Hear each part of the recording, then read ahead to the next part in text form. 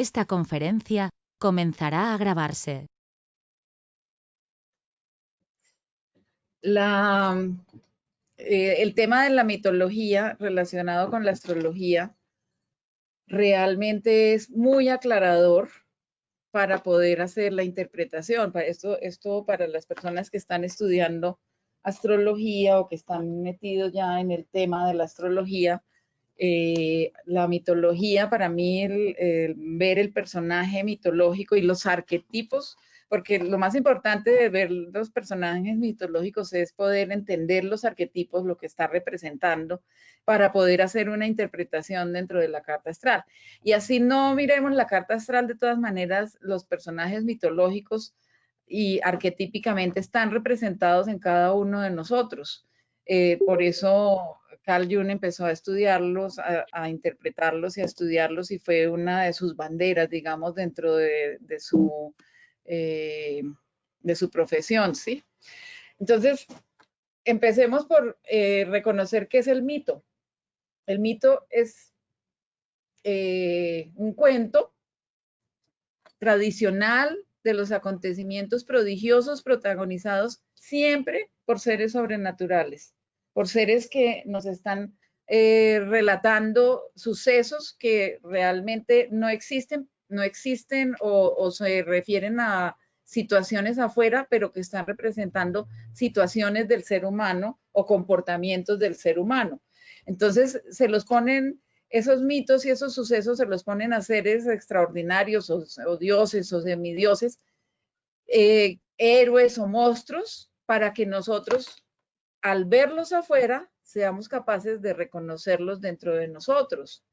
Casi siempre son para dar un ejemplo, para enseñar a partir del cuento, a partir de las historias.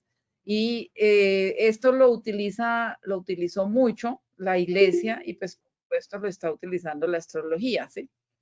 Ese término mito viene del griego clásico y significa el cuento o el discurso, o las palabras con actos.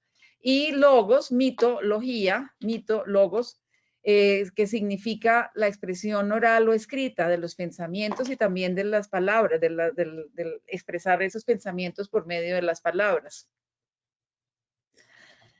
¿Dónde se originó? Dicen que se originó en Grecia, pero realmente el origen de los mitos viene de muchísimo antes. De la mitología también se vivió o se descubrió que había sido copiada por los griegos de los sumerios, por ejemplo. Y también, por ejemplo, los romanos después la copiaron de los griegos, pero en el norte de Europa, en toda la península escandinava, también tienen sus mitos, y en esta parte del continente, en América, en América del Norte, tanto en América Central y en América del Sur, también tenemos nuestros mitos, y casi todos están relacionados y tienen personajes muy parecidos a los que nos están relatando, por ejemplo, los mitos griegos, ¿sí? Los principales dioses que conocemos, aquí yo voy a tomar en cuenta solamente los dioses romanos, los dioses griegos y los dioses sumerios. Entonces son Zeus, Kichar y Júpiter, que es el mismo. Zeus es el mismo Júpiter y el mismo Kichar. Cronos, Ancharos, Saturno, Uranus, Anu o Urano, Poseidón, Ea o Neptuno, Afrodita, Lamú o Venus, Ares, Lamú o Marte, Hermes, Memenú o Mercurio, Hades, Gaga o Plutón, Apolo, Apsu o Sol, Selene, Kingu o la Luna, Quirón, Queirón o Chirón, Hera, Hestia y Vesta, Atenea, Minerva, Demeter y Ceres, Dioniso, Eleuterio, Hefestos, Vulcano y Gea. Los principales dioses eran como los más, o son los que más están representados en las otras mitologías, ¿sí? Entonces, para empezar a la mitología, para empezar este recuento mitológico, tenemos que empezar por el caos. Al principio era el caos, era el desorden total, era la oscuridad, era o sea, no había orden. Después del caos empiezan a surgir Gea, la tierra, después Gea, la tierra, y el Tártaro y el Hieros, el inframundo, surgen solamente de ese caos, sin ninguna, digamos, intervención de pareja o sexual o algo. Sencillamente surge Gea, la tierra, el Tártaro y Eros. Gea es lo que nosotros reconocemos como la madre tierra, como este planeta. El Tártaro es el inframundo, el infierno, los lugares oscuros, el centro de la tierra, etc. Y Eros es el deseo por el cual nace la vida. Entonces, después vamos a irnos por la historia, lo que sigue con Gea, por lo que aparece después de Gea. Entonces, Gea, sin intervención de ningún ser masculino, crea a Urano. Y después, con él mismo, empieza a copular. Gea y Urano se vuelven pareja, aunque es su madre, también es su pareja, y al estar copulando con él empieza a crear, o Gea empieza a engendrar seres como los titanes, los hecatónquiros, las erinias, las meliades, bueno, y entre esas también Urano crea a Afrodita, pero esa es la historia que voy a contar más adelante. Entonces, esta es como el árbol genealógico de Gea. Y de ahí es de donde sale y de donde se va a desprender toda nuestra historia mitológica, que es la que utilizamos en la parte astrológica. Entonces, para empezar a hablar de los mitos y de los personajes mitológicos, también al mismo tiempo tenemos que hablar de los personajes arquetípicos que está representando cada uno de esos personajes mitológicos. Entonces, vamos a reconocer aquí a Jung, que es el que nos trajo como en imágenes toda esa historia que está en nuestro inconsciente o que representa nuestro inconsciente, y él lo pone como unas imágenes universales para manifestar todo lo que está dentro de nuestra psiquis. Entonces, ¿dónde se manifiestan esos arquetipos? Se manifiestan en el arte, en los relatos, en la religión, en los sueños, en los mitos, en la conciencia colectiva también y en la conciencia individual. Entonces, empezamos por Apolo. Apolo es el dios, es el sol y es el mismo Apsu. Es un dios que está representando en la mitología griega como la luz, la vitalidad, la energía, porque representa a un hombre que, empezando porque es muy joven, es muy apuesto, sale en las mañanas, recorre la bóveda celeste en un carruaje dorado que es tirado por corceles dorados que evocan la llama, la luz o el fuego. Él empieza y hace todo ese recorrido durante el día, desde que sale el sol hasta que se oculta. Y todo lo que está rodeándolo a él está representado por el oro. Recorre esa bóveda celeste en 12 horas, que es el tiempo que dura el día, sobre todo en el hemisferio, en nuestra parte meridional. Y al anochecer llega al océano, se baña y descansa en un palacio de oro. A Apolo se lo considera el ojo del mundo, el que todo lo ve. Para él nada está oculto.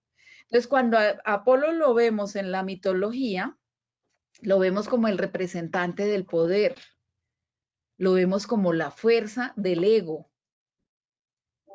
El sol en la mitología, o Apolo en la mitología, en la astrología, perdón, rige a Leo.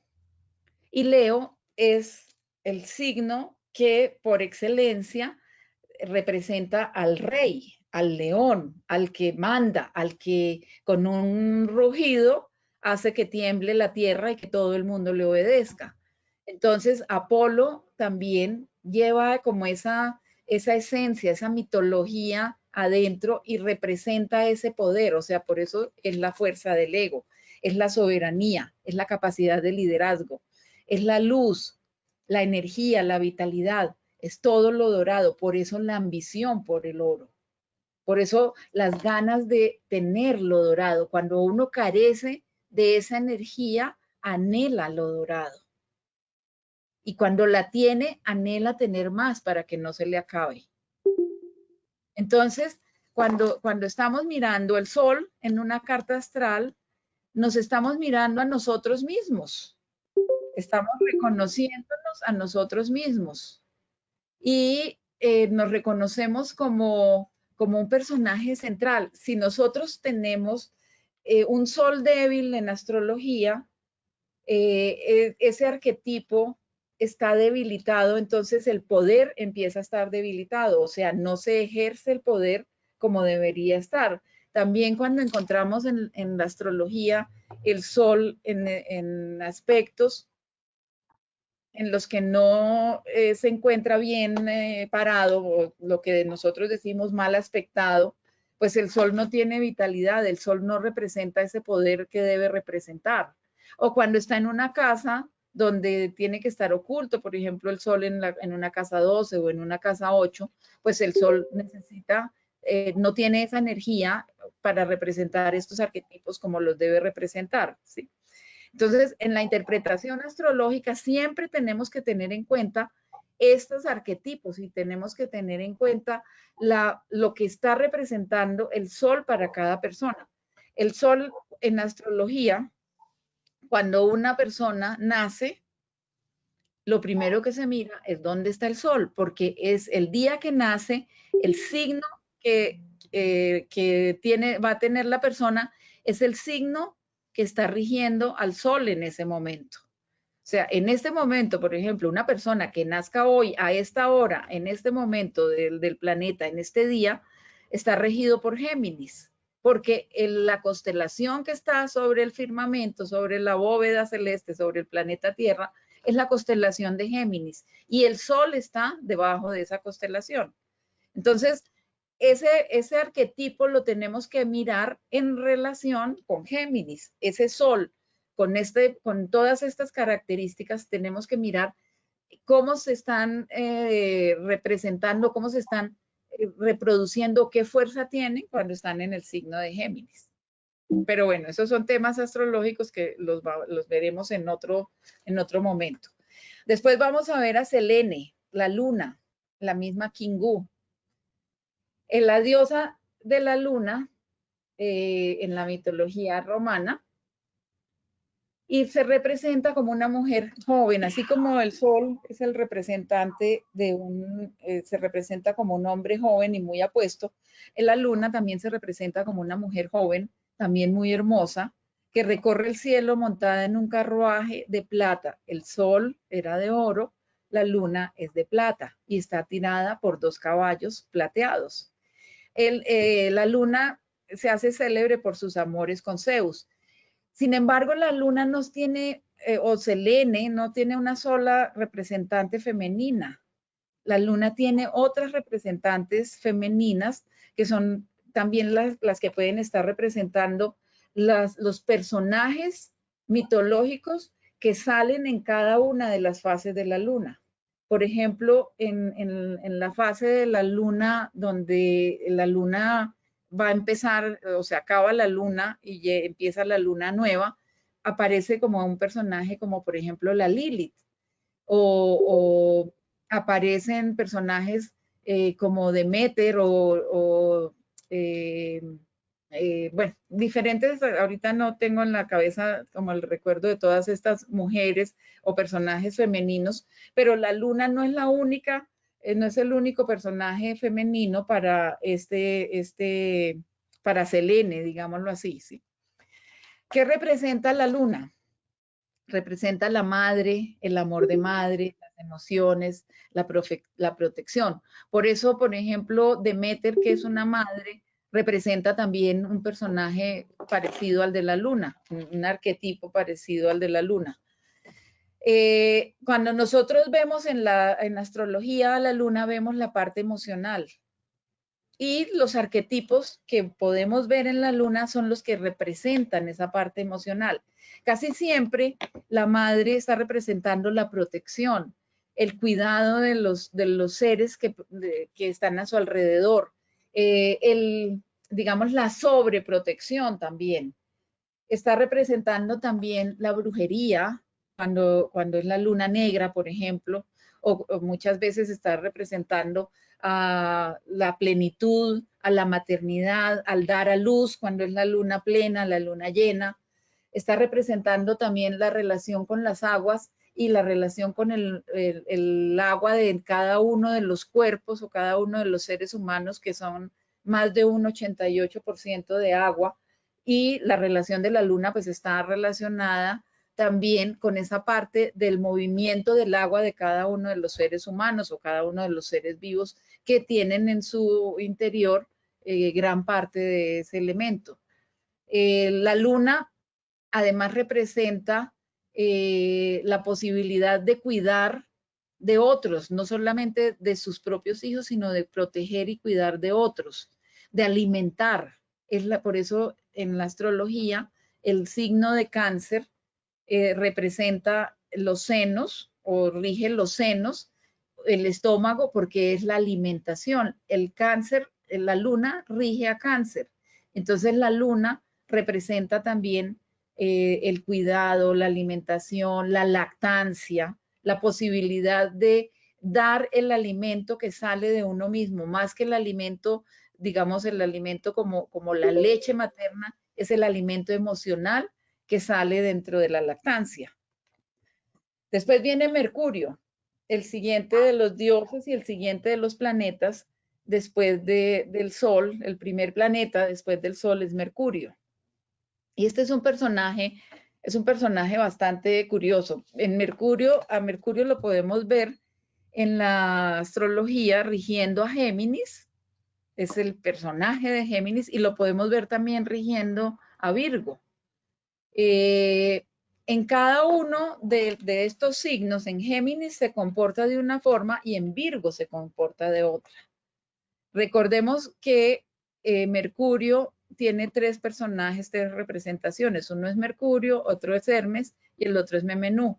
El Mercurio de Géminis es el Mercurio que conocemos, el Mercurio romano, el Mercurio griego, pero el Mercurio de Virgo es más Hermes, pero no es el mismo Hermes que como en el que se identifican los griegos o con el que identificaron el griegos a ese Mercurio y lo llamaron Mercurio, sino es el Hermes que está representando en la mitología griega como el Hermes Trismegisto, el Hermes que investigó, que se atrevió a buscar dentro del inframundo, que fue y le dijo a Hades le dijo, yo voy a entrar dentro del inframundo, pero voy a salir, y el Hades le dijo como, no, al que entra aquí no sale. El que entra aquí se queda para siempre. Y entonces Hermes le dijo, si yo entro y salgo, cuento todo lo que hay acá, cuento todo lo que veo acá y todo lo que aprendo acá. Y Hades le aceptó digamos, ese reto, convencido de que Hermes no iba a salir. Y Hermes salió, y de ahí es donde viene todo lo que se llama el hermetismo. Todos los estudios herméticos vienen de Hermes y de los estudios y los análisis que hizo parte dentro de ese inframundo. Entonces, en la mitología, en la astrología, el Hermes de Géminis es el comunicador, es que se llama el mensajero de los dioses, pero el Hermes de Virgo es Hermes el investigador, el Hermes el que busca el conocimiento, el que busca más allá de lo que puede ver, el que busca dentro de la oscuridad. Bueno, en la mitología romana, Mercurio se convirtió en el dios del comercio. O sea, Mercurio tenía unas características especiales. Él nació, y cuando nace muy precoz, nace demasiado precoz, diría yo, y él empieza muy rápido, sale de su cuna y empieza a recorrer el mundo, y en ese recorrido encuentra un rebaño, un ganado, y se lo roba. Cuando se roba el ganado, se da cuenta que era el ganado era de Apolo, no, el ganado era de Marte, y entonces Marte se da cuenta que él fue el que lo robó y fue y lo denunció frente a Júpiter o frente a Zeus. A Zeus le pareció tan gracioso que un niño tan pequeño, un ser tan pequeño, tuviera esos alcances, que no hizo el menor esfuerzo para castigarlo ni para reprenderlo, porque pues para él era una pilatuna, ¿sí? Entonces,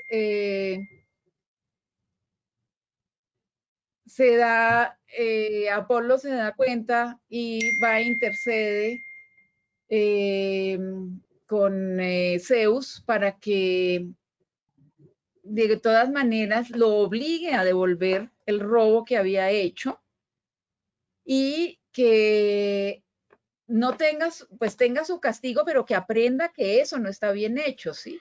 Entonces, Zeus lo convierte, dice, hay que aprovechar a este ser, hay que aprovechar a esta persona, es un buen comunicador, él es muy hábil porque es capaz de hacer este robo y no presentarlo como un robo, sino yo me encontré ese ganado ahí suelto y entonces lo cogí, ¿sí?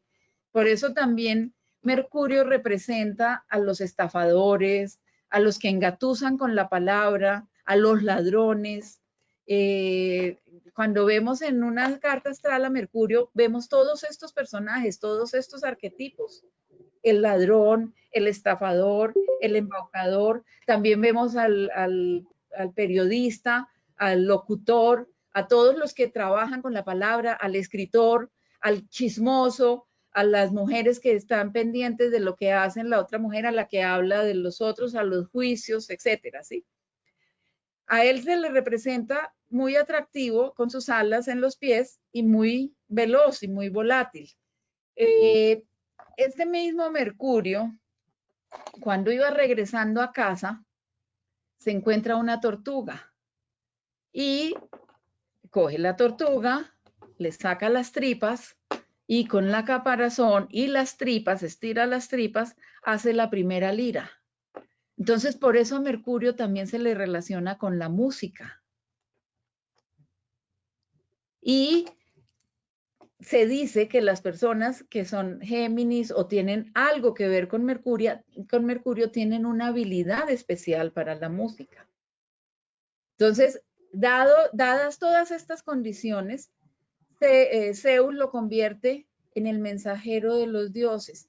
Él era tan rápido, que podía estar en un espacio y se movía como, digamos, yo lo alcanzo a ver como un poco como los colibríes, que uno ve que se mueven y son tan rápidos que uno, cuando se da cuenta, el colibrí ya se fue, ¿sí? Mercurio era así, estaba en una reunión, estaba viendo dónde iba a ser la siguiente guerra, estaba captando qué se estaba diciendo en la batalla, los enemigos de una parte, y alcanzaba a oír, iba corriendo y le contaba a los otros, ¿sí? Por eso es el chismoso, el que oía y el que chismoseaba, el que iba y contaba lo que había oído. Entonces, en los arquetipos, pues el Mercurio es el mensajero, es el comunicador, es el estafador, como ya lo vimos, es el que tiene esa rapidez y esa agilidad de pensamiento. Generalmente, por ejemplo, cuando vemos una persona mercuriana, un niño sobre todo, a ver, en Mercurio siempre vemos a los niños, es la ingenuidad, es también la necesidad de estar divirtiéndose en todo momento, de estar gozándose, de estar tomándole el pelo a todo el mundo, ¿sí? De no crecer.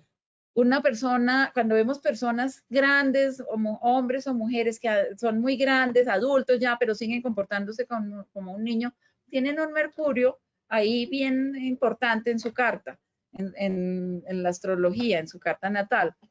Entonces, Cuando vemos a una persona, un comerciante hábil en hacer en hacer los comercios, en hacer los negocios, es un Mercurio, es una persona mercurial, ¿sí? Que tiene la capacidad para embolatar al otro o para convencerlo con la palabra. Tiene el don de la palabra.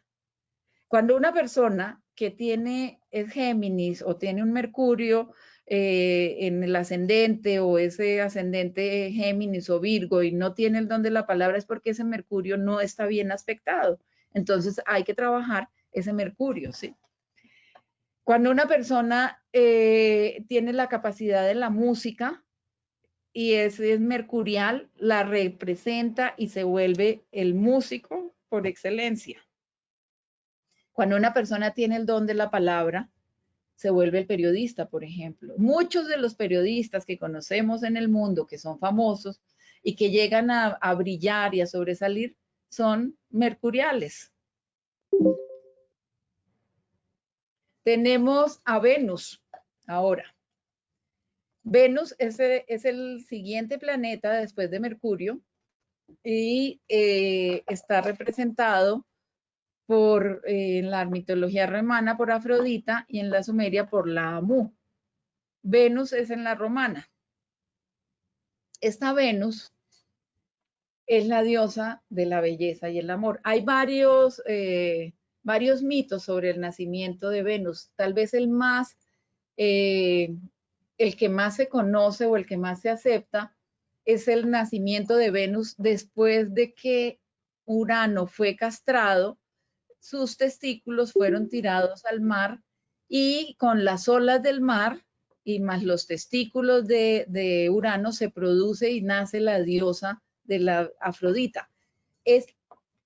Urano había estado engendrando con Gea solo monstruos, solo personajes a los que él mismo les tenía pánico, entonces los encerraba en el inframundo. Pero de esta castración nace un ser completamente opuesto a los monstruos que él había creado, y es Afrodita, o la misma Venus. Ella es la diosa de la naturaleza, es protectora de los huertos, de las flores, de los animales que vuelan. Entonces siempre Afrodita o Venus en la astrología rige a Tauro y rige a Libra, también rige los dos signos y en los dos se comporta de una forma completamente diferente. Cuando la Venus que rige a Tauro es una Venus cuidadosa, es una Venus restrictiva, es una Venus que cuida la economía, es una Venus que cuida también la tierra, y la Venus de Libra es una Venus que se va por la parte estética, por la belleza, por su parte estética también, por su belleza, por su... O sea, cuando uno ve una Venus en Libra, son las mujeres que se miran mucho al espejo, que siempre quieren estar bien puestas, bien combinadas, o los hombres también, ¿sí? Que siempre quieren estar bien atractivos, bien combinados, bien peinados, el salón de belleza, la cirugía estética, etc. ¿Sí? Es la diosa de la naturaleza, la protectora de los huertos, de las flores y de los animales que vuelan. Cuando uno encuentra personas, por ejemplo, dedicadas a cuidar jardines, con seguridad tienen una Venus sobresaliente en su carta. La Venus también representa el amor de la mujer, el sentimiento no maternal y el sentimiento erótico. Es la libido también. Hay varias, por ejemplo, también hay varias versiones femeninas para representar a las mujeres. En otra charla mitológica podemos ver las versiones de la luna, las versiones de Venus y las versiones también de Marte y otros personajes mitológicos que aquí vamos a ver. Pero bueno, una de las versiones del nacimiento de Venus es que es hija de Zeus y Dion. Dion es una, digamos que fuera como una diosa que no es del todo diosa, ¿sí? También la que les conté que es hija de Urano, es de los testículos tirados al mar, Y después de que nace de esos testículos, ella es criada por las horas y es guiada por los inmortales. Cuando crece, se casa con el dios Hefestos. El dios Hefestos era un dios cojo, tuerto, y era el que se encargaba de manejar el hierro, de hacer las espadas, de hacer las herramientas y las armas de hierro y de fundirlas y volverlas armas, ¿sí? Pero ella casada con él y aparece Marte. Y Marte era un ser muy apuesto, ya vamos a ver también la mitología de Marte, y se enamora de él, se enamora apasionadamente de él. Y un día, estando con él en la cama, es sorprendida por Apolo, y Apolo va y le cuenta a su esposo, a Hefestos. Hefestos, obviamente, muy ofendido, va y le cuenta a Zeus, y Zeus, para castigarlos, los encierra en una red mientras están haciendo el amor y los deja al escarnio público, donde todos el mundo, todo el Olimpo pasa y los ve y se burla y conoce su historia y habla de ellos, etc. De estos amores de Eros y Anteros nacen Deimo y Fobo, que son el temor y el terror, y ella por su parte también adopta a Adonis, y después Adonis es víctima de los celos de Marte. Bueno, pero después de que ellos son encerrados en la red y ya piden como piedad, y entonces Zeus se compadece de ellos y los suelta, pero los condena al destierro y a no estar juntos. Entonces, cada uno coge por su lado, cada uno tiene otros amores, pero ambos siempre sienten la atracción del uno por el otro, pero no pueden estar juntos. Sin embargo, Venus se vuelve la mujer más celosa del mundo cada vez que se entera que Marte tiene amores con alguien, con alguna diosa o semidiosa o una mortal. Ella les manda los peores castigos. Y por eso se vuelve famosa por sus iras y maldiciones. Entonces, hace cosas como que en una isla, Marte tuvo relaciones con varias de las mujeres de la isla y ella les manda un castigo a todas las mujeres de la isla, les manda un olor terrible en sus órganos genitales que hace que ningún ser se quiera acercar a copular con ellas. Entonces, aquí empieza a peligrar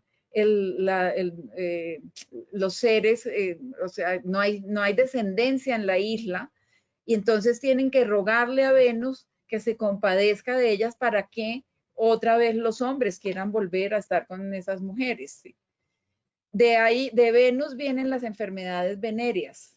O sea, ella castigaba a las mujeres, pero no castigaba a Marte. Siempre castigaba era a las personas, a las mujeres que se atrevían a estar con Marte.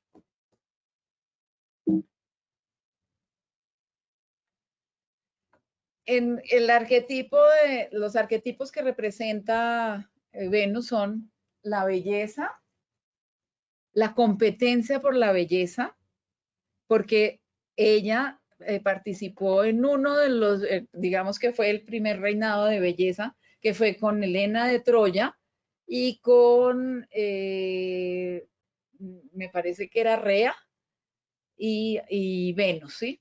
Eran las tres compitiendo por cuál de las tres era la más bella. La envidia y los celos. Ya sabemos que ella no resistía a nadie que se le acercara a Marte. Y entonces, no solamente le daban celos, sino que era envidiosa y les provocaba, o sea, creaba los peores juicios de la persona con la que Marte estuviera. Y se vengaba. Por eso también representa el arquetipo de la venganza. Y en medio de todo eso, de todo lo mala que ella podía hacer, también estaba representando el amor, porque donde podía favorecía el amor y favorecía el arte y sobre todo el amor por la naturaleza. Después sí, ahora tenemos a Marte, que es el mismo Ares o la Mu.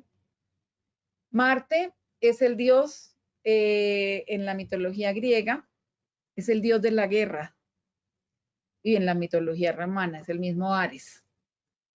Se considera un personaje muy apuesto, muy varonil, con un cuerpo muy bien formado, y representa la fuerza bruta y la violencia, así como el tumulto, la confusión y los horrores de las batallas.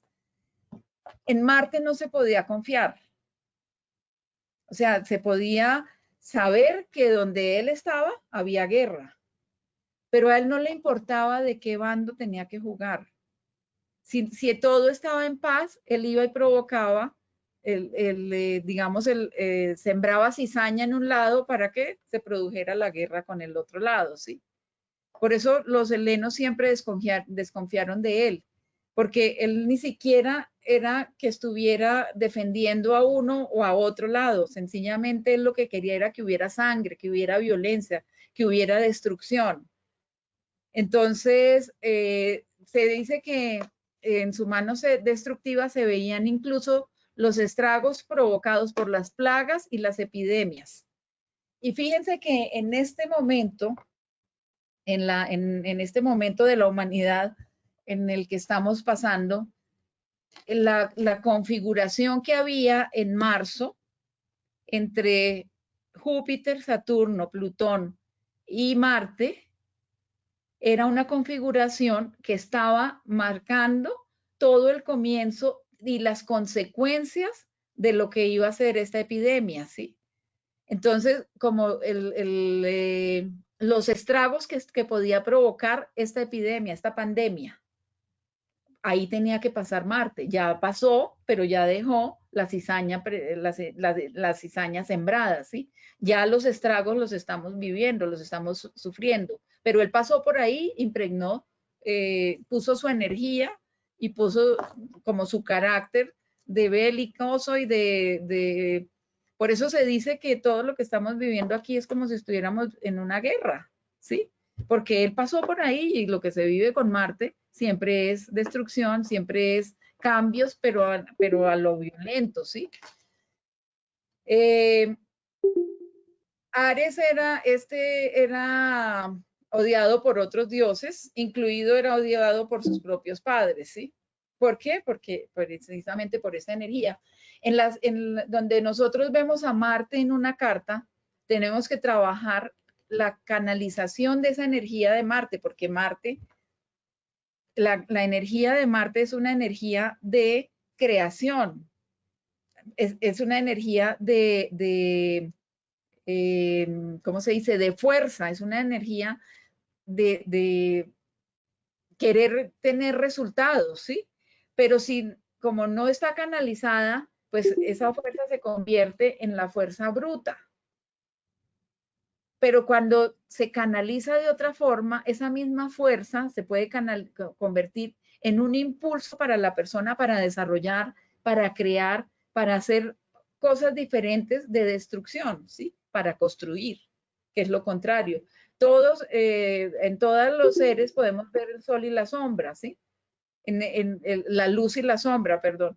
En Marte, pues cuando vamos a ver la luz, la podemos ver como la forma como canalizar esa energía en que no se vuelva destrucción, en que no se vuelva guerra, matanza, sangre, violencia, sino en que se vuelva construcción. Entonces, por eso cuando nosotros vemos a una persona con un Marte importante en la carta, le decimos inicie proyectos, inícienlos, póngalos en marcha, porque eso es lo que sabe hacer Marte. Él era capaz de poner en marcha una guerra y después se desaparecía, ¿sí? Pues ponga en marcha proyectos, ponga en marcha ideas y desaparezcase porque usted no los va a llevar a cabo o va a dejar que otros lo lleven a cabo, ¿sí?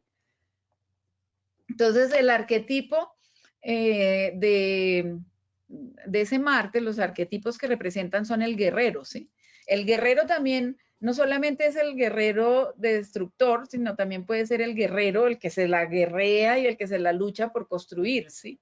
Es la fuerza bruta, sí, la fuerza bruta puede ser una fuerza instintiva que destruye, pero es fuerza. Entonces, si canaliza bien esa fuerza, es de todas maneras un impulso, ¿sí? Marte representa las armas de fuego, las armas cortopunzantes y pues obviamente la seducción, ¿sí?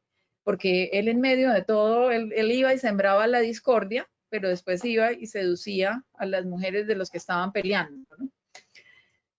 Las armas, siempre que tenemos un Marte en tránsito por la astrología, por la carta astral, les decimos a las personas tengan cuidado con el fuego, tengan cuidado con las armas de fuego, con los cuchillos, con las cosas que tengan que ver con, como con agresión, que me agredan a mí o con las que pueda agredir a los otros.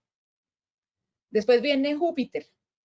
Y Júpiter es el mismo Zeus, es el mismo Kichar en la mitología sumeria.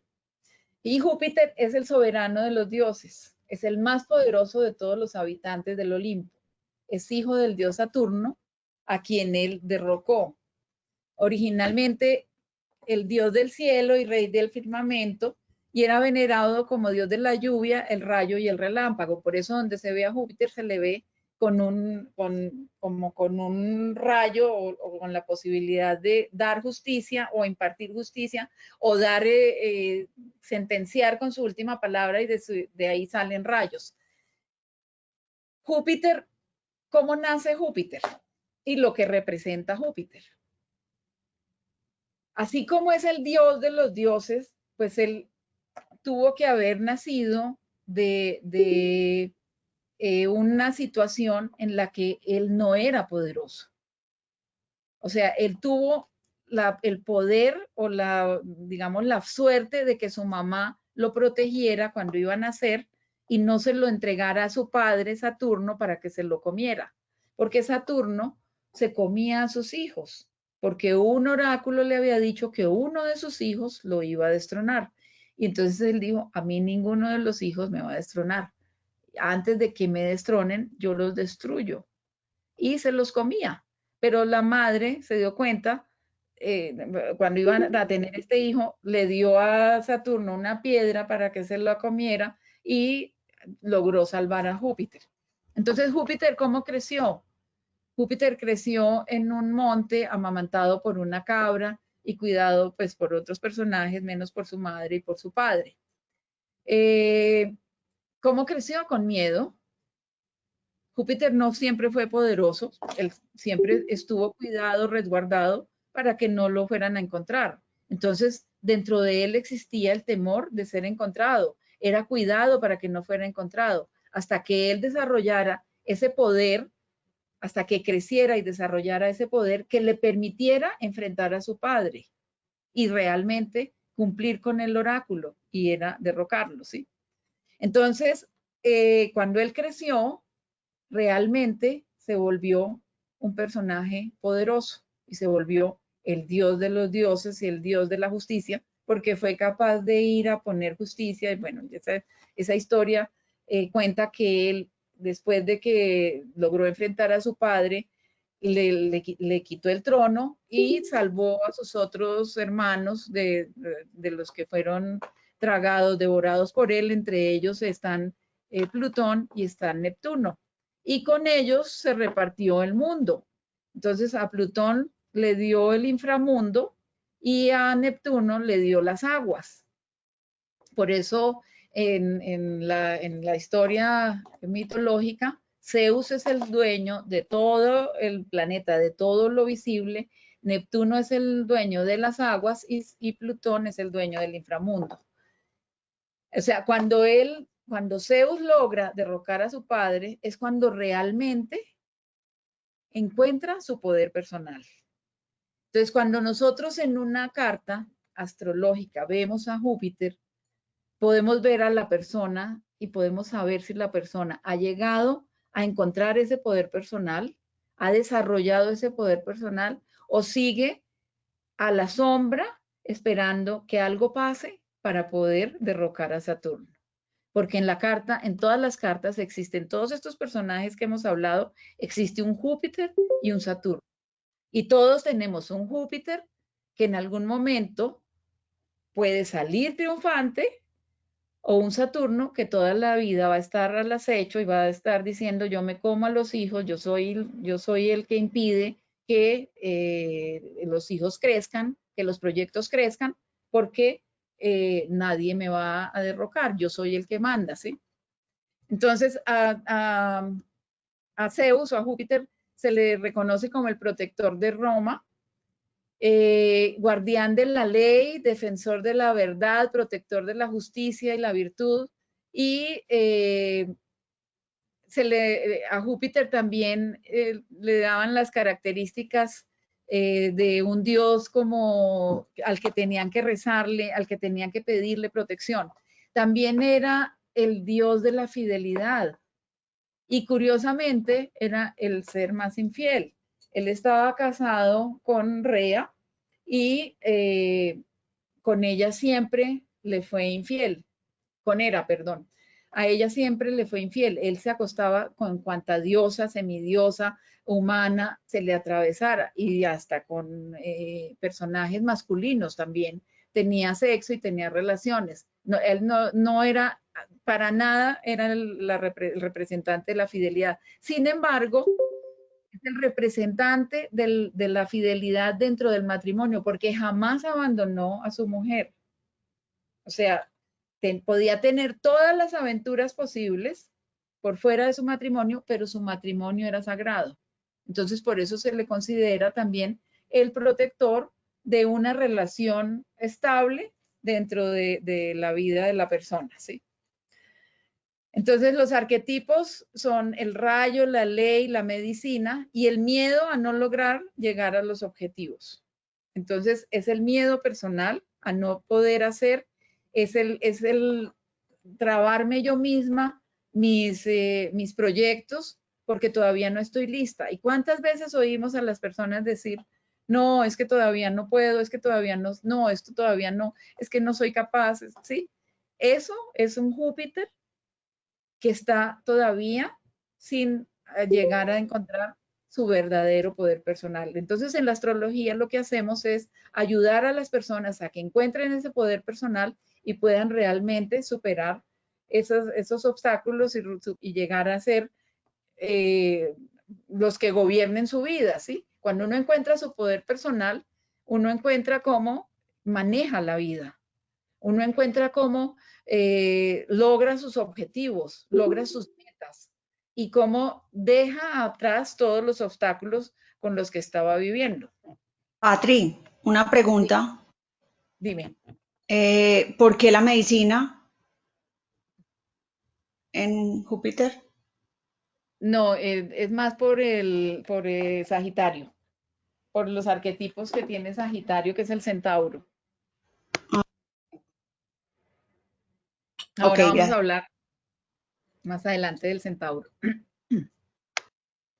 Ahora miremos, perdón, a Saturno. Saturno es el dios, el mismo Cronos, el dios del tiempo, y el mismo Anchar.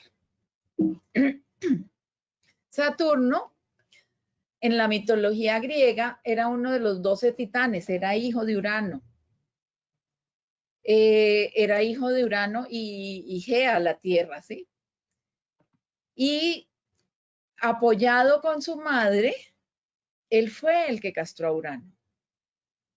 O sea, Gea un día cansada dijo, yo no resisto más seguir teniendo monstruos con este monstruo, entonces necesito ayuda y Saturno dijo, yo, era uno de los titanes, era uno de los hijos de ella y pues cuando nosotros vemos también la historia de Saturno y vemos en la carta astral a una persona en su Saturno, podemos ver la relación edípica que puede tener con su madre, ¿sí? Precisamente por eso, él fue capaz de ir a enfrentarse a su padre, bueno, no enfrentarse, porque él lo cogió mientras estaba dormido y con esa hoz que lleva, que le ayudó a construir su madre, o que se la dio su madre, le quitó los testículos y él fue el que lanzó los testículos al mar de donde nació Venus. Entonces, cuando Saturno le quita los testículos a Urano, lo deja infértil. Y es la relación, o sea, ¿qué representa Saturno? Representa la relación entre el padre y el hijo. ¿Qué representa Júpiter? La relación entre el padre y el hijo también. Pero entre el padre, que es castrador, es el hijo que es castrador de su padre, y en la otra parte del hijo que es obstructor de su hijo, ¿sí? O sea, ¿cuántos padres vemos que no permiten que sus hijos sean lo que tienen que ser?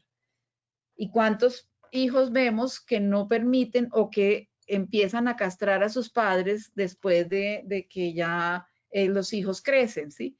Entonces, el Saturno representa las relaciones tanto del padre, tanto de él como hijo o de él como padre en una carta astral, ¿sí? O sea, Saturno nos deja ver digamos, la relación también con la madre, la relación de posesión edípica con la madre que lo hace ir a destruir a su padre, que es lo que muchos de los seres humanos, los hombres, sienten por el amor, con el amor por la madre, ¿sí? Es tanto el amor que no quieren al padre, sienten envidia del padre, celos del padre, y lo que quieren en el fondo, a eso se refiere Jung, cuando habla de la psiquis y de lo que está en el inconsciente, es que el padre se muera, que el padre desaparezca. Y por el otro lado, él como padre destruye a sus hijos, ¿sí? No quiere que sus hijos lo igualen, no quiere que sus hijos lleguen a ocupar su lugar. O sea, no quiere que sus hijos ocupen su lugar con su esposa, que es al mismo tiempo la madre de sus hijos, ¿sí? Entonces ponen los límites. Y cuando vemos a Saturno en una carta astral, siempre podemos ver qué tipo de límites está poniendo dentro de la carta para la persona que estamos analizando. Son límites de todo tipo. Son límites emocionales, son límites de trabajo, son de acuerdo a donde se encuentre ubicado y con los aspectos que se encuentre, podemos decir qué tipo de límites está poniendo ese Saturno en la vida de esa persona. Entonces, ya hablamos de esto. Después Cronos, cuando a Cronos fue destronado, fue mandado al inframundo con los otros titanes, o sea, con los otros hijos de Urano, que Urano había creado como monstruos. Sin embargo, Júpiter o Zeus había utilizado a muchos de esos monstruos de los que Urano había mandado al inframundo, los utilizó para poder trabajar y actuar en contra de Saturno. Entonces, ¿qué arquetipos representa Saturno? Uno es la castración. La castración no es la castración literal de quitarle los testículos a una persona, a un hombre. Es castrar los proyectos, es impedirlos, están creándose o llegan a una cierta evolución y los castra. Se le acaban, ¿sí? Son los impedimentos. Y cuando vemos a Saturno en una carta, por ejemplo, en una carta de un hombre que no puede tener hijos, seguramente hay una relación arquetípica con Urano. O cuando vemos en la carta también a una mujer que no puede tener hijos o que pierde sus hijos, que tiene abortos seguidos, tiene una relación ahí el Saturno importante. Se está creando esos impedimentos para que la energía del embarazo no llegue a término, ¿sí? También Saturno crea dolor y sufrimiento, es el arquetipo del dolor y del sufrimiento, del dolor, de esos dolores en el alma, ¿sí? Es el aprendizaje y el aprendizaje con esfuerzo y el miedo a perder. En la antigua Grecia, a Saturno se le representaba como un dios benefactor de los cultivos y de la labranza, ¿sí? Se le se le hacía culto, por eso se determinaron unas fiestas que eran los Saturnales y por eso es el día sábado. En los Saturnales se le hacían ofrendas para que protegiera las cosechas. Por eso también Saturno representa la posibilidad de sembrar y cosechar. Cosechar ganancias, cosechar cosas económicas.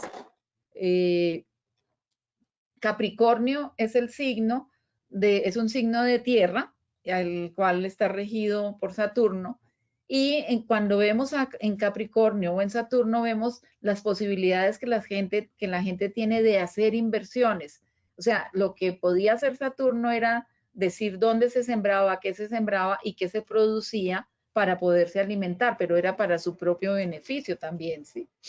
Entonces, donde está Saturno o donde está Capricornio, podemos ver la posibilidad de invertir y que eso que invirtamos nos represente ganancias a futuro. Después vemos a Urano o Anu.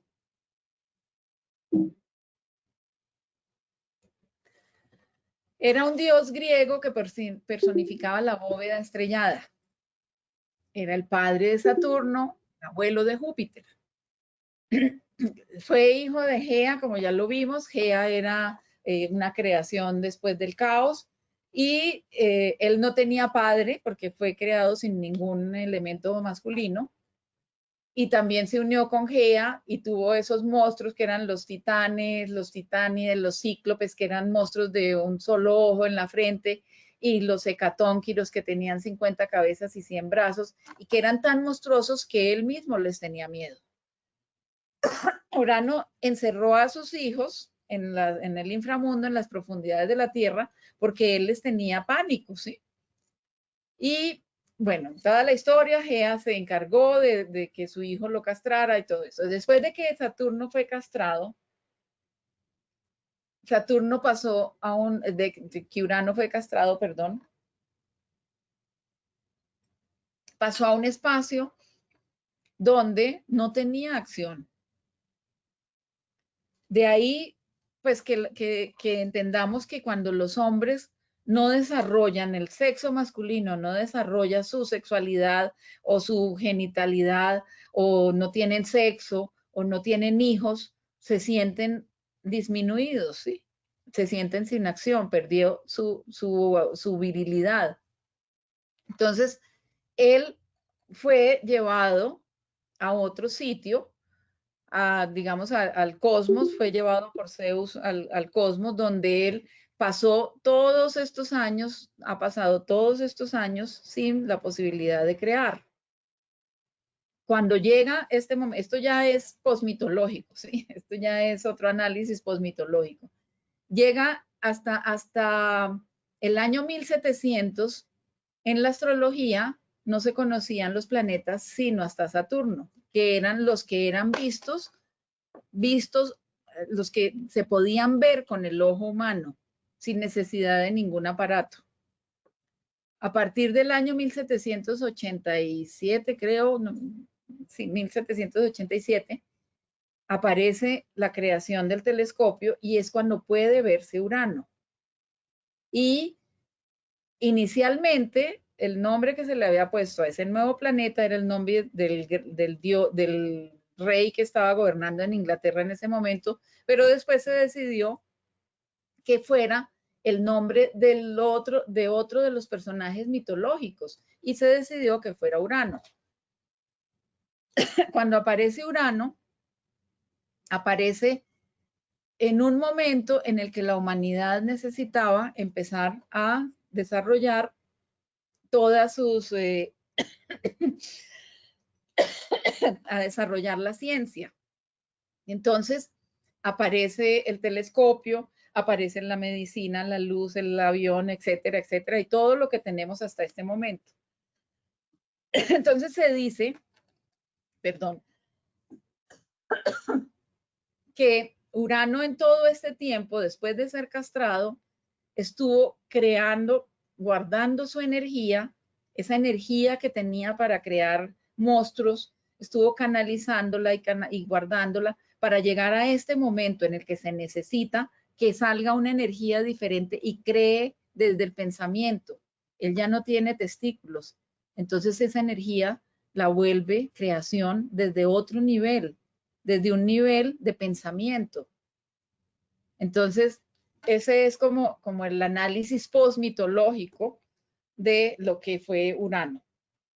Eso lo tengo yo escrito también en una ponencia que hice en Valencia hace 2 años y que de golpe también se las voy a compartir en algún momento. Es toda la evolución de Urano hasta convertirse en el guía o el regente de Acuario, que es el que nos está guiando o lo que nos está llevando a lo que es la era de Acuario, a la que estamos entrando en este momento. Bueno, los arquetipos de Urano son la infertilidad masculina, el poder y el descontrol. El poder porque él era el poderoso en ese momento, pero era un poderoso descontrolado, ¿sí? Y ahora representa el autocontrol y la capacidad de evolucionar con ese autocontrol. Y después encontramos a Neptuno, al mismo Poseidón o a Ea. Neptuno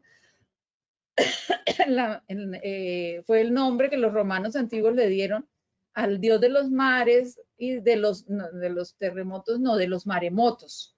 Era el mismo Poseidón. Era, como ya les conté, era hermano de Zeus y de Plutón. Y después de que Saturno fue derrocado, pues a él le dieron esa partecita que no es nada pequeña, que es la parte del agua, ¿sí? El mar y los lagos y toda la parte líquida del planeta. Neptuno tenía fama de ser muy mal geniado y por eso producía las tempestades, los maremotos, la rabia. La representación de él es como de un hombre barbudo con un tridente que va sentado en un caracol de mar tirado por los caballos de mar. Un día Neptuno se encontró con la ninfa Anfítrite y estaba bailando en una isla, en la isla de Naxos, y se enamoró de ella y le pidió que se casara con él, pero ella no le gustó para nada, ella se negó. Sin embargo, sin desanimarse, o sea, por haber sido rechazada por Anfítrite, él envió a miles de personas a tratar de convencerla hasta que encontró un delfín y le dijo que fuera a buscarla y la convenciera de que se casara con él. Pues el delfín fue y le hizo cambiar de parecer, entonces ella se casó con Neptuno. Y Neptuno, en premio o para pagarle, para recompensarle por el favor que le había hecho, lo inmortalizó y lo puso en el firmamento, en el cosmos, como la constelación del delfín. Esa es la historia de Neptuno. ¿Qué vemos en Neptuno? Cuando vemos los arquetipos de Neptuno, ¿qué nos representa? Nos representa la poca posibilidad de ver, es la neblina.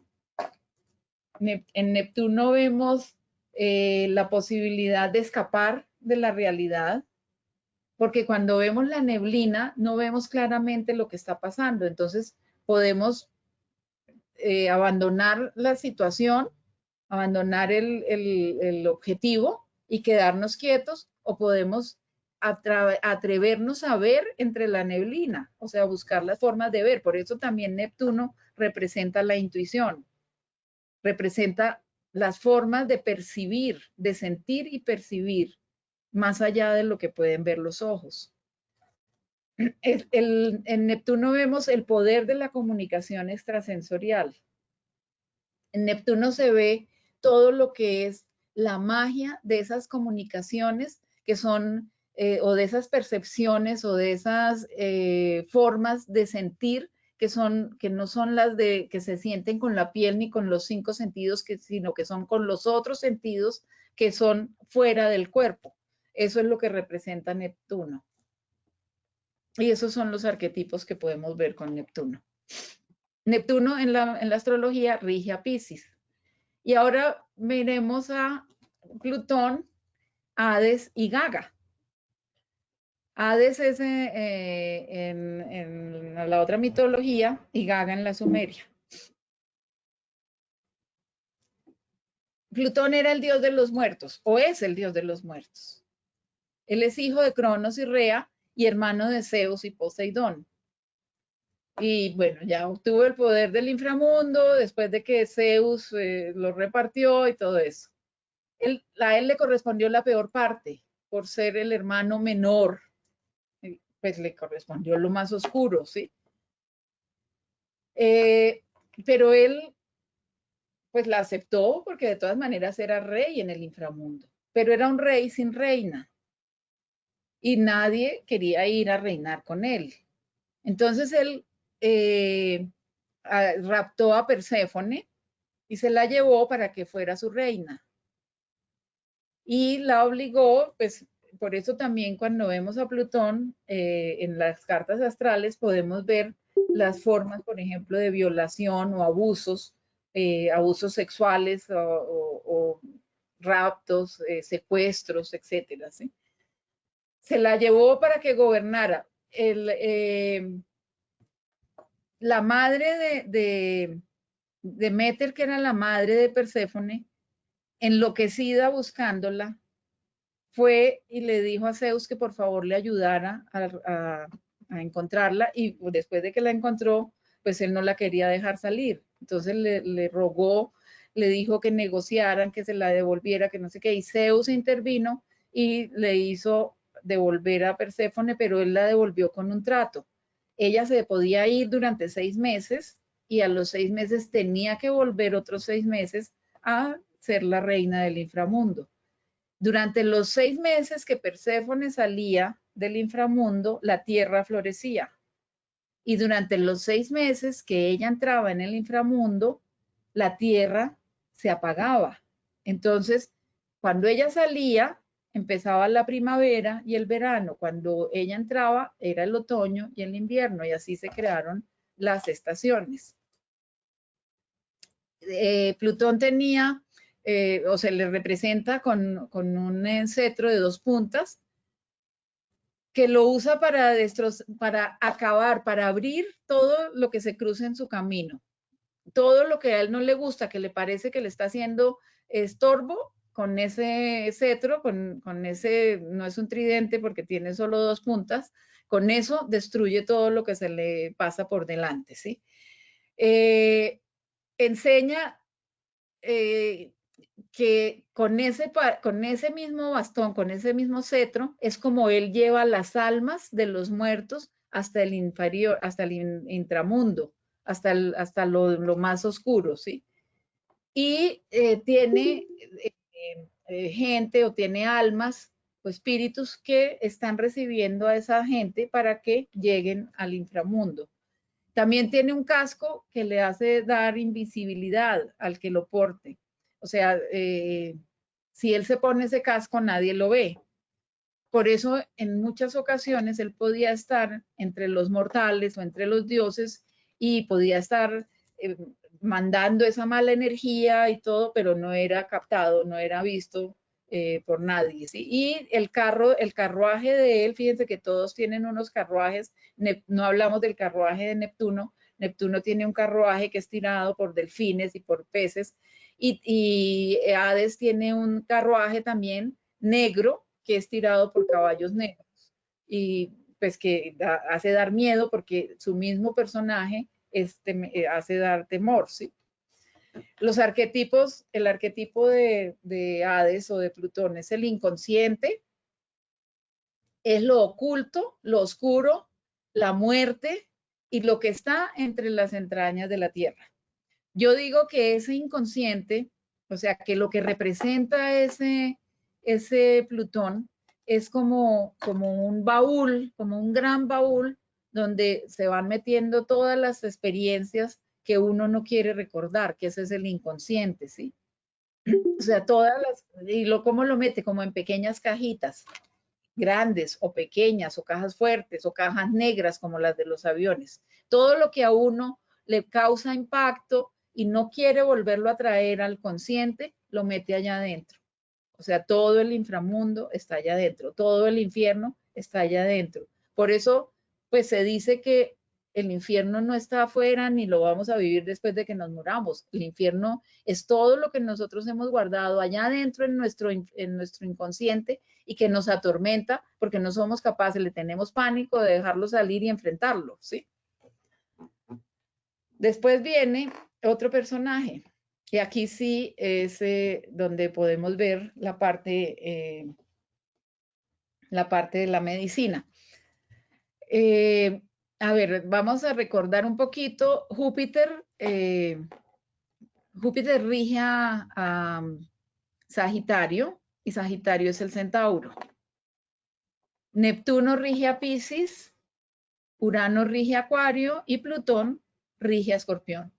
Pero vamos a hablar ahora del Centauro, representado por, pues podemos ver que es el mismo Sagitario, ¿sí? Lo podemos representar o relacionar con Sagitario. El Centauro es un ser que es mitad hombre y mitad caballo. Tiene la cabeza de hombre y el cuerpo de caballo. Tiene una parte racional y una parte irracional o instintiva, ¿sí? Es lo mismo que los dos hemisferios cerebrales, una parte racional y otra parte irracional o instintiva. Pero miremos primero la mitología de este centauro, de Quirón. Entonces, Crono estaba casado con Rea, con la que tenía hijos y se los comía y todo eso, pero pues también no era el esposo fiel, y se enamoró de Fílira, que era una ninfa. Sin embargo, ella lo rechazó, no lo aceptó.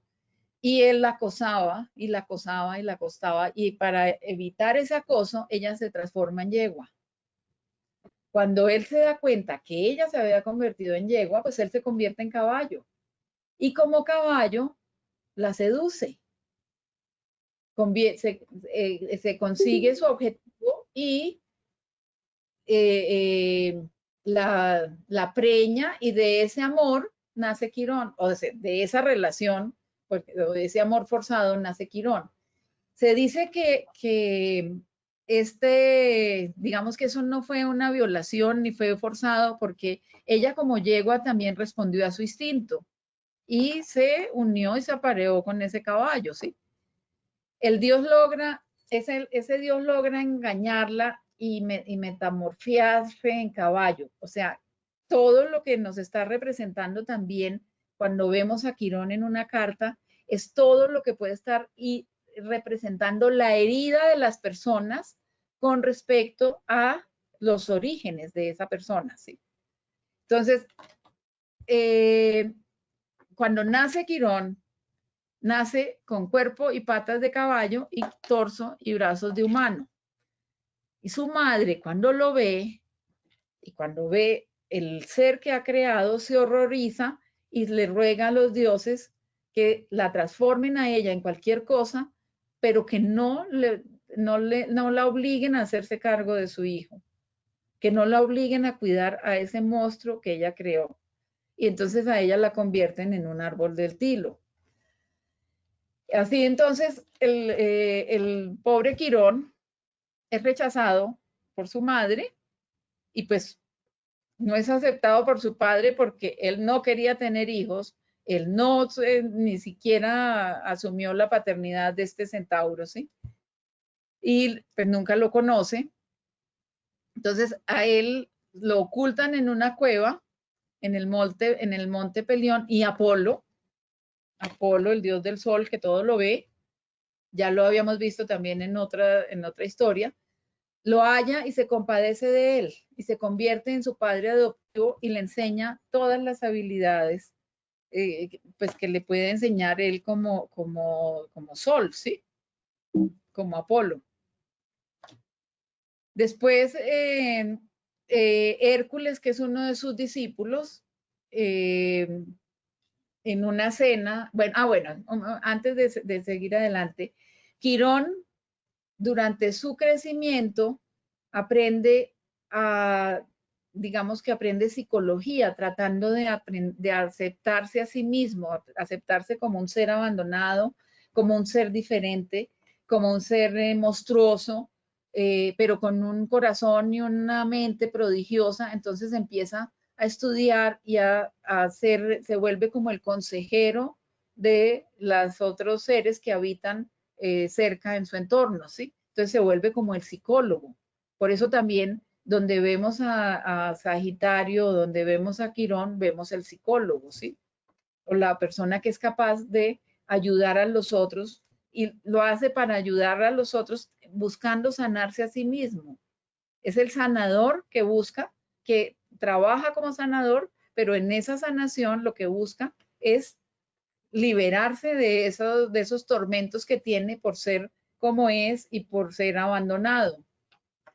Bueno, entonces ahora sí, Hércules, que es el discípulo de Quirón, luego de una cena donde se embriaga, hiere por error a Quirón con una flecha envenenada en una de sus patas. Hércules había estado luchando con la Hidra. Y la Hidra era ese personaje que es como una serpiente de 1000 cabezas, le cortan una cabeza y les nacen otras 1000. Y él en toda esa lucha, pues se fue con la cabeza, después de haber logrado dominar a la Hidra, que esa es una historia lindísima, donde se representa cómo el perdón, la humildad, porque cuando Hércules logra dominar a la Hidra es cuando dice, yo ya no puedo con ella, me venzo, me doy por vencido y se arrodilla y la Hidra se agacha para matarlo y en ese momento en el que en el que ella se agacha para matarlo, él aprovecha y le corta la única cabeza que le permitía a ella morir o que le permitía destruirla, ¿sí? Entonces él se va con esa cabeza y con la espada llena de sangre y se embriaga y cuando se embriaga empiezan a jugar y por equivocación hiere a su amigo, a su maestro que es Quirón, lo hiere en una pierna y le crea una herida incurable, porque la sangre de la hidra era un veneno que hubiera matado a cualquier mortal inmediatamente, pero como él era inmortal, él no se moría. Entonces, pero esa herida le producía los peores dolores y los peores sufrimientos. Entonces, él empieza a tratar de curarse y busca todos los remedios posibles tratando de curarse. Como no eran efectivos para él, empieza a aplicarlos en las otras personas, en los otros seres, en los humanos, dioses, semidioses, ¿sí?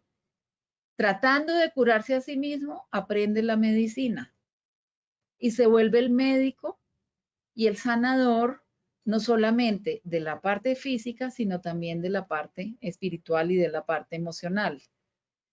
Después de que él ya definitivamente no puede curarse, él sabe que la única forma es cediendo su inmortalidad, cambiando su destino inmortal por el destino de un mortal, porque él llega un momento en el que siente que no puede seguir viviendo con ese sufrimiento, con esa herida. Entonces, Zeus tenía encadenado a Prometeo. Prometeo es el de la caja de Pandora, el que liberó, abrió la caja de Pandora y dejó salir todos los males del mundo. Bueno, él porque Prometeo se burló de Zeus, Zeus lo encadenó a una piedra y lo condenó a que todas las noches viniera un águila, se le comiera las vísceras, al otro día se reproducían las vísceras y la noche siguiente volvía otra vez el águila, se comía las vísceras así sucesivamente y eternamente. Entonces, en ese sufrimiento de Quirón, alguien intercede por él y le dice a Zeus, cámbiele el don de la inmortalidad a Quirón por Prometeo para que él pueda descansar de esa herida, porque, o sea, libere a Prometeo y encadene a Quirón, que él es humano y él, pues él no tiene el castigo, pero él sí se va a morir, ¿sí?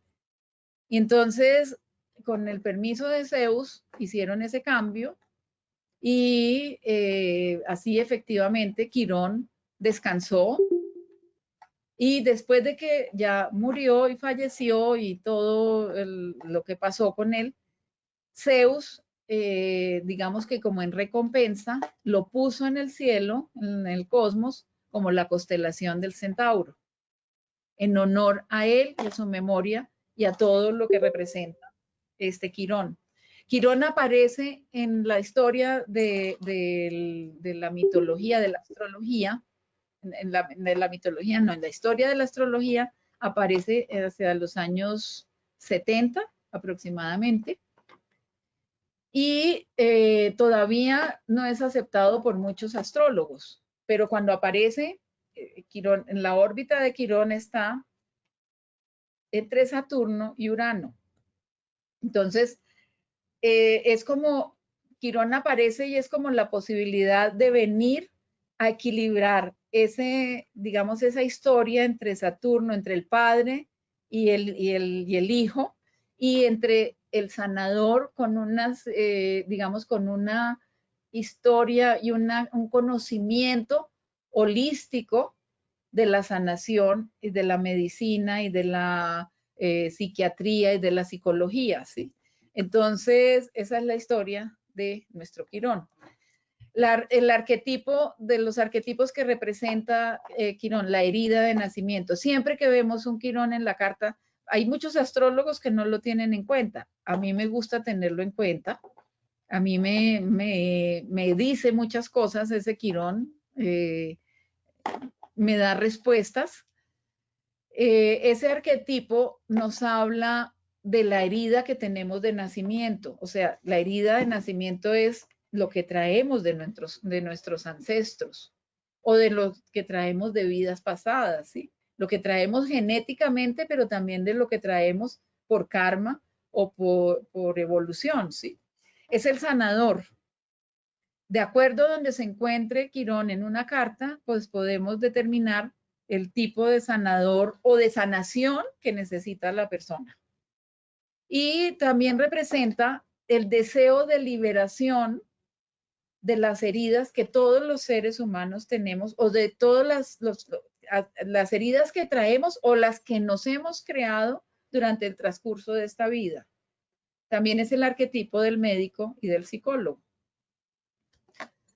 Esta es la historia de la mitología hasta acá. Entonces, si tienen preguntas, pues oigo preguntas. Hola Patricia. Hola Dayana. Una pregunta, es que yo había escuchado en algún momento que Quirón regía también, estaba muy asociado con Virgo, ¿eso qué tan cercano es? Realmente, sí, a él lo asocian con Virgo, yo no, yo lo asocio más con Sagitario. Pero sí hay muchos astrólogos y estudios que han hecho que lo asocian con Virgo. Yo no le encuentro mucho la relación con Virgo. Ahora, ¿por qué lo asocian con Virgo? Porque como hay todavía dos signos que no que tienen corregencia con personajes mitológicos, como son Libra y Virgo, o Géminis y Tauro, ¿sí? Entonces, pues es como tratando de poner otro planeta que aparece, como sucedió con Neptuno, con Urano, Neptuno y Plutón cuando aparecieron.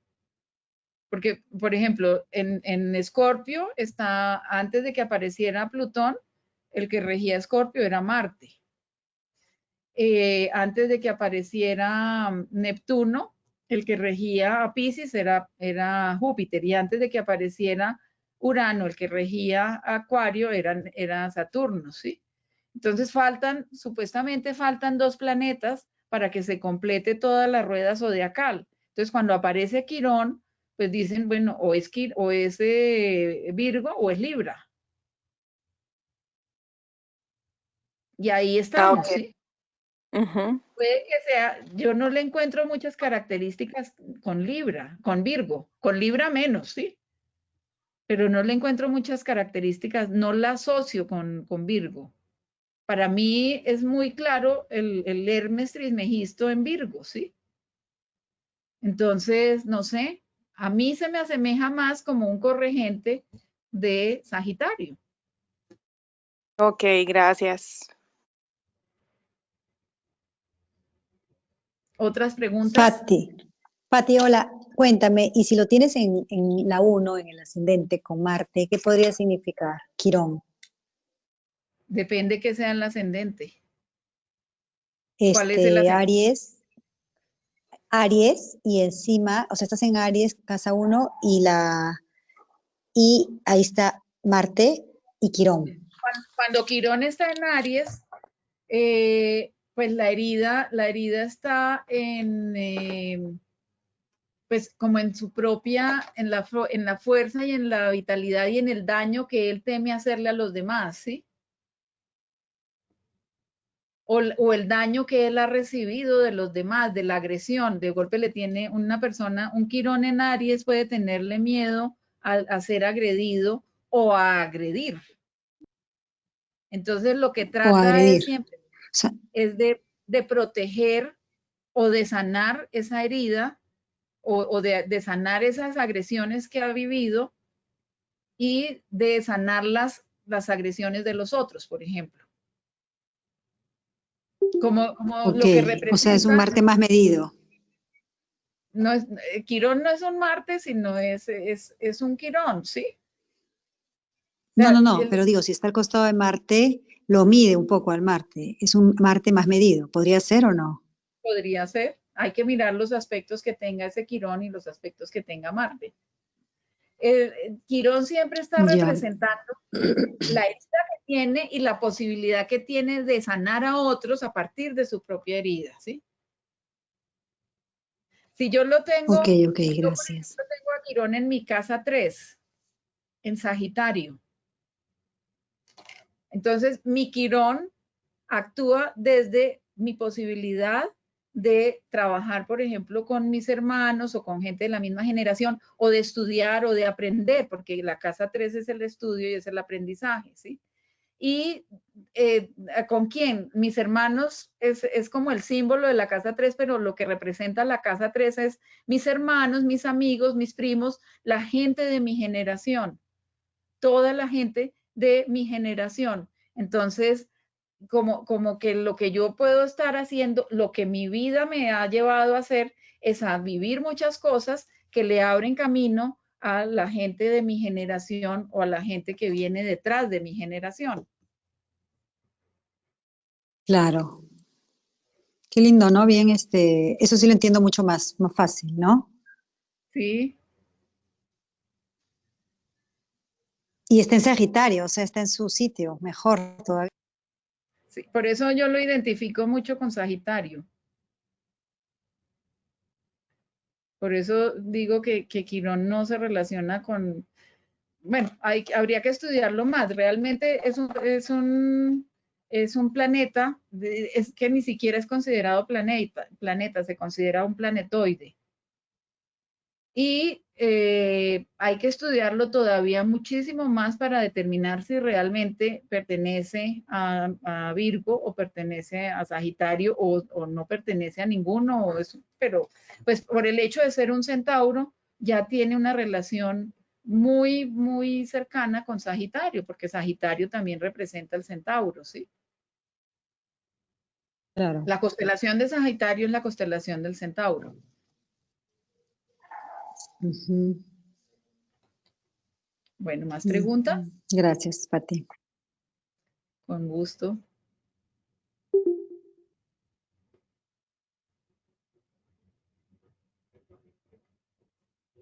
Oigo preguntas, opiniones.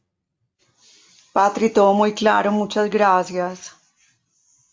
Con mucho gusto. Muy interesante. Y ahí estoy viendo lo del libro. Sí, este es el libro que sacamos con los astrólogos de la UCLA y pues está a la venta para los que les interese mitología para los astrólogos. Gracias, Patricita, muy amable por la experiencia, ¿yo? Muy Tú vendes interesante. el libro. Sí, yo lo tengo. Tengo el libro. ¿Y lo envías a Medellín o es más fácil conseguirlo acá? No, creo que no hay mucha gente que lo tenga aquí. Yo lo puedo enviar. Ah, bueno, entonces, pero nos pones, ah, bueno, no, hay otro chat. ¿Cuánto vale el libro? Creo que vale como 55, no estoy segura en este momento, Yo te pero escribo pues por sí el, te cuento. ok. Gracias, Patricita, muy amable por la experiencia. Con Sigo mucho aprendiendo. gusto, Luz María. Gracias por estar acá. Bueno, feliz noche, amiga. Que estés bien. Lo mismo. Hasta luego. Que descansen Muchas las gracias, dos. Hasta luego Patricia. y gracias. Bueno, no, con Muchas mucho gusto. gracias. Gracias a ustedes por haberme acompañado. Buena la charla. Muy buena. No, Muchas gracias, Patricia. hablando. Busquen en las que estudian astrología o saben algo de astrología, busquen sus personajes en la astrología. Patricia, muchas gracias por la Buenísimo. Pati, información y lo el mandas a conocimiento. todos lados. ¿Cómo? Pati, lo mandas a todos lados el libro. ¿Tú estás en dónde? En Perú, No, pues acá me queda difícil. más fregado. Las Bueno, en mando algún todas momento que desde vengas a Perú. En algún momento, Sí, pues cuando de se abran las Colombia. oficinas, miramos a ver cómo se puede mandar allá. Claro. Pero muy interesante, muy simpático, de verdad. Gracias, Paticita. Con muchísimo gusto. Beso. Bueno, hasta luego. Muchas Gracias. gracias. Feliz noche. Hasta luego. Chao, Patricia, gracias por todo. Que Chao, estés bien. chao. Chao, Patricia, hablamos. Gracias. Chao, Andrea. Ay, mañana te mando lo que te prometí. Sí, sabes también que Quirón lo relacionan con Virgo por el regente de la casa 6, la salud, y Quirón el sanador. Ah, pues sí, también por eso. Eso es lo que yo he leído. Por eso digo que falta mucho estudio todavía de Quirón. Falta muchísimo estudio de Quirón, mucha investigación. Sí, Hasta pero ahora, no, súper chévere. Qué buena charla. con mucho gusto, gracias. Mil gracias. Bueno, hasta luego. Chao, chao. Chao, Patri, que estés bien. Chao, Claudia. Ya nos vemos.